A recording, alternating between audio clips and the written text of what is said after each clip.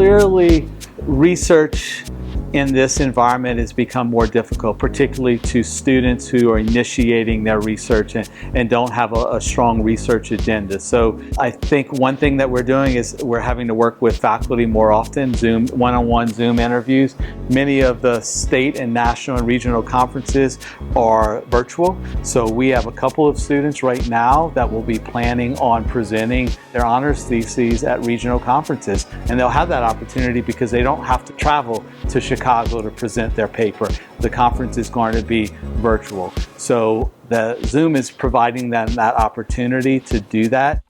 During this difficult time, it's important to find what you're passionate about and what really interests you and something that can make a meaningful contribution. As a medical geographer, my expertise is in disease transmission, spatial analysis of diseases, and so I feel like my work is really needed, especially in this critical time. So I'm really taking the time to work on it, and I'm also using a lot of our students. So we have a wonderful graduate and undergraduate program, and I'm including students in all these papers. Myself and a couple other faculty realized that hand sanitizer is pretty hard to come by, especially as all the universities we're gearing up for opening again, and they're all buying massive quantities of hand sanitizer.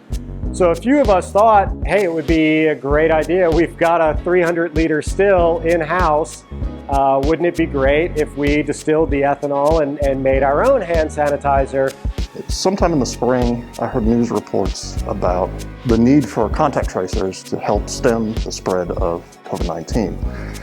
And I was thinking of ways that psychology might make a contribution to the pandemic efforts more generally. And I thought, really, contact tracing is a lot like doing clinical interviewing. You're trying to get sensitive information from people in great distress. We're in a pretty rural area. We don't have a lot of expertise in terms of public health capacity, and we have a big university, so I thought this would be a good way to leverage our strengths to support our surrounding community.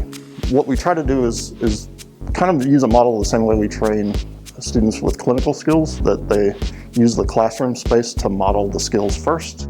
I also take them through some of the North Carolina required trainings for contact tracer onboarding.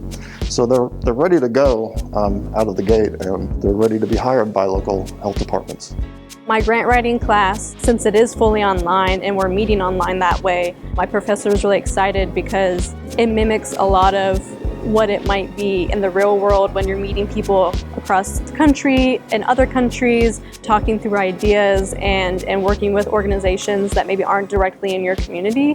And so the fact that the class was able to mimic that because of the situation that the coronavirus has put us in was actually a really neat additional, here's a real world example, real world experience.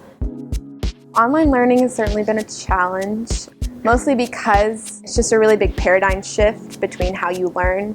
Fortunately, Zoom classes allow you to meet somewhat face-to-face, which I've really appreciated. And last semester we did a lot of face-to-face meeting, which personally I really thrived in because English classes are usually pretty discussion-based. And so being able to lead discussions, and breakout rooms in Zoom are great too, because then you can have smaller group discussions within your class. So I think the English department has been able to translate pretty well. And I think professors have kind of learned to be a little more real with their students, just being honest about how things are going, because we're all kind of learning right now.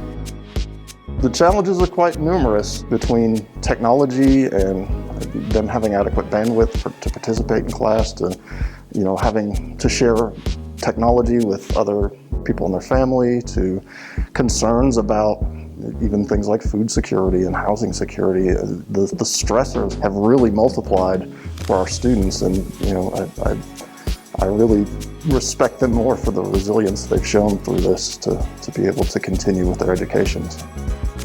The unsung heroes of this story might be our students, right? They are facing the challenges that we are facing right now.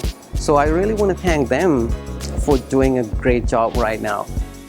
We're going to come out of this, hopefully, and see just how much more important community is and how much more important interaction with other people is, and the value that there is in those relationships, and the fact that we get to learn together. Like, I really like learning. Like, that's why I'm here.